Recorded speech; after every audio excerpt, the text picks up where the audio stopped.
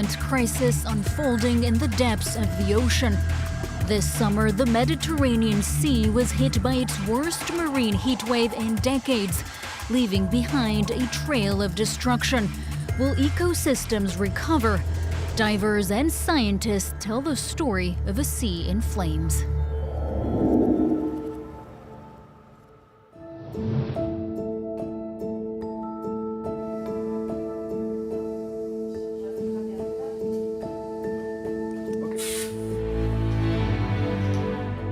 On plonge pour mon plaisir à Marseille. Je suis moniteur de plongée, spécialisé dans le domaine de la plongée profonde.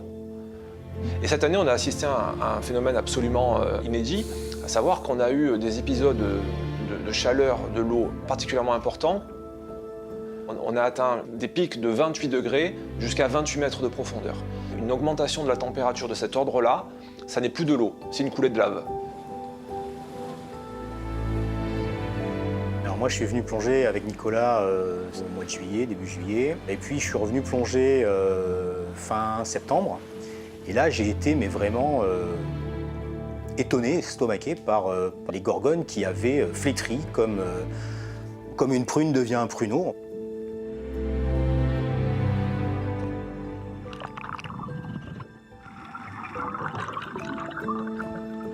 Et sur les 15-20 premiers mètres, l'intégralité est brûlée. Et donc on voit ces gorgones, elles étaient rouge sang, rouge violacé, elles sont devenues vertes. C'est de la destruction de la vie et ça a été vraiment flagrant entre ces deux plongées de début juillet et de fin septembre. C'était vraiment on-off. On en voit quelques-unes par-ci par-là qui tiennent encore le choc. Dans la mémoire des plongeurs marseillais, l'identité de Marseille, c'est cette gorgone pourpre qui est éclatante, et le lendemain, il n'y avait plus rien. C'était extrêmement difficile à vivre parce que, en fait, on venait de tourner une page sur laquelle on ne pourra plus revenir. Ça m'a fait penser effectivement aux images qu'on a vues des incendies de Gironde après l'incendie, où on voit l'arbre qui est sur pied toujours avec ses branches, et on voit ce tronc noir plein de suie. C'est l'image qu'on s'était fait avec Nicolas de cet incendie sous-marin. Mais les landes, en brûlant, elles faisaient un gros nuage de fumée. Là, nos gorgones, en brûlant, elles ont brûlé de manière silencieuse, passive, totalement imperceptible. J'appelle ça un génocide. Le terme est peut-être brutal, mais quand, dans un espace donné, une population d'individus se retrouve intégralement supprimée, rayée de la carte, j'arrive pas à appeler ça autrement. Si ça se reproduit, si ça va plus profond, mais on va stériliser, on va passer à la cocotte minute tout un environnement qui pourra pas s'en remettre, quoi.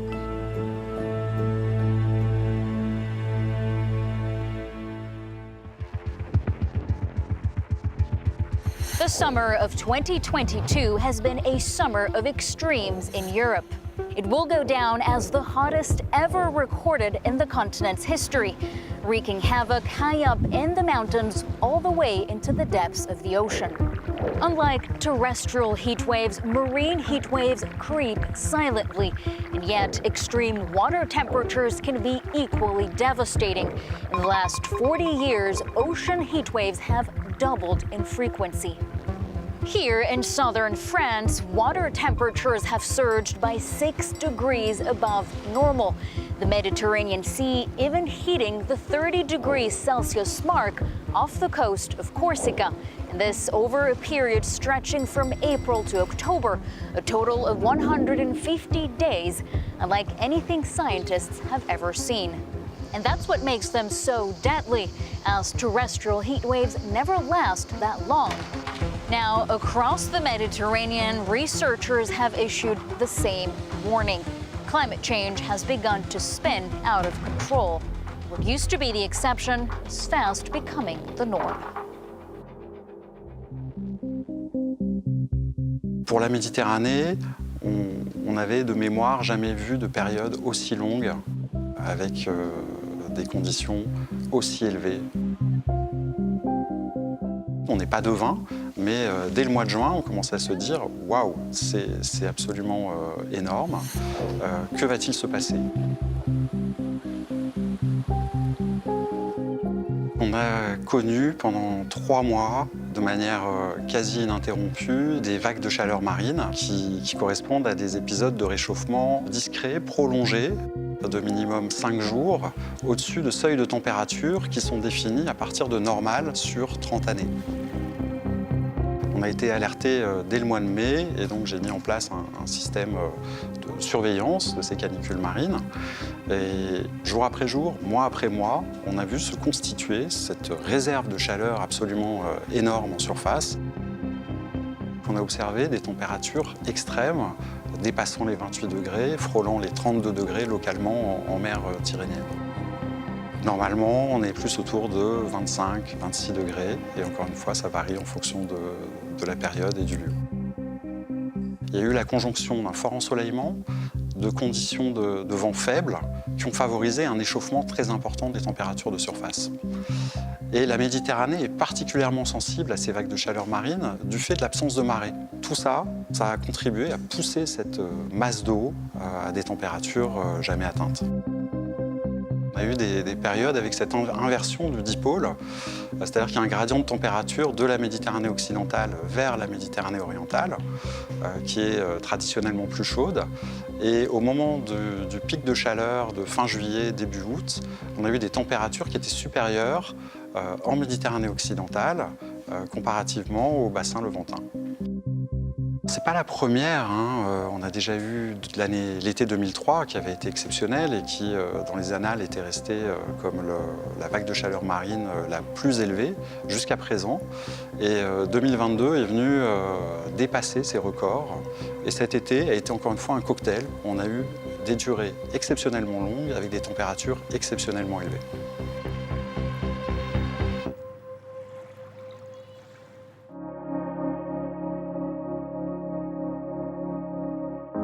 Il y a de quoi vraiment s'interroger sur le devenir de la Méditerranée. Il y a des espèces qui inévitablement vont disparaître, il n'y a aucun doute là-dessus.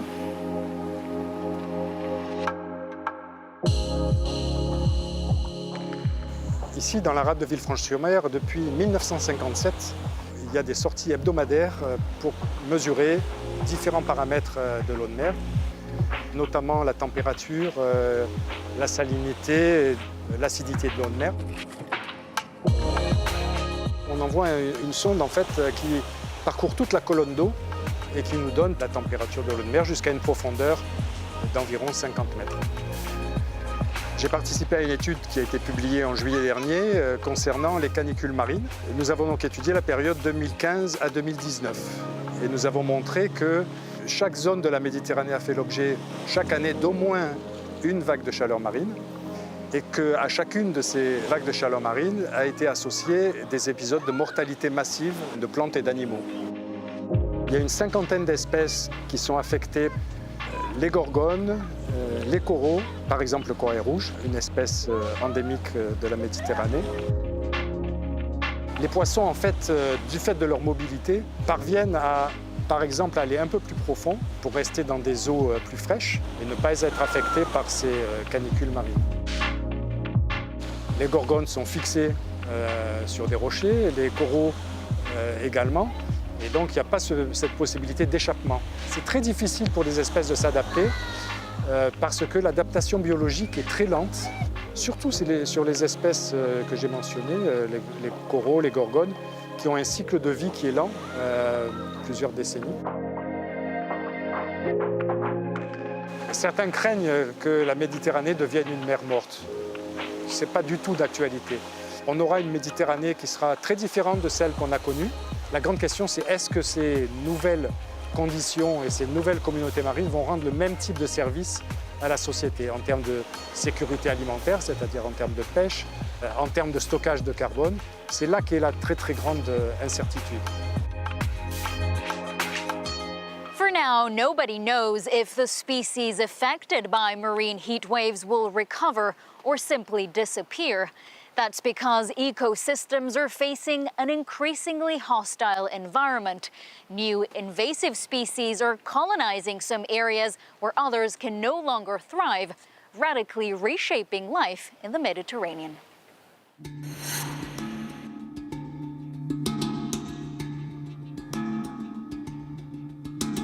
Les canicules sous-marines ont des impacts limités dans le temps.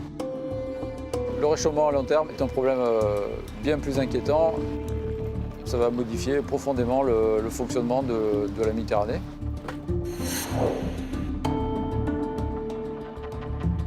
La plongée sous-marine fait partie intégrante de mon métier. Je travaille sur l'impact des perturbations sur le fonctionnement des écosystèmes et notamment sur la végétation marine.